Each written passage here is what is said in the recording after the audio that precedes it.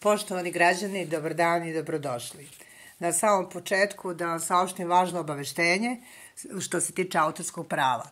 Sudski proces sa Telekomom je završen je u moju korist.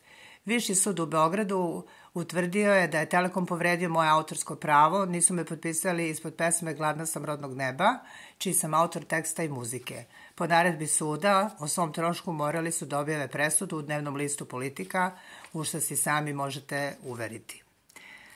Svi koji me prate i prate moj rad znaju da sam veliki borac za autorsko pravo i da vodim sudske procese.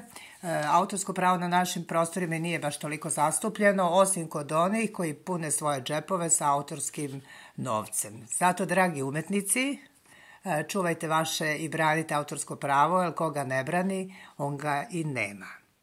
U sledećim videima bavit ćemo se i kaverima.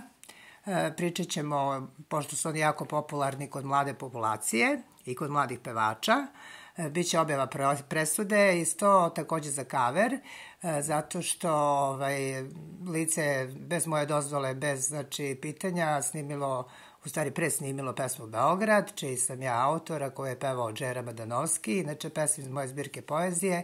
Znači, dragi građani, dalje se bavimo objavama presuda, pričamo o autorskom pravu, do tada budite mi pozdravljeni.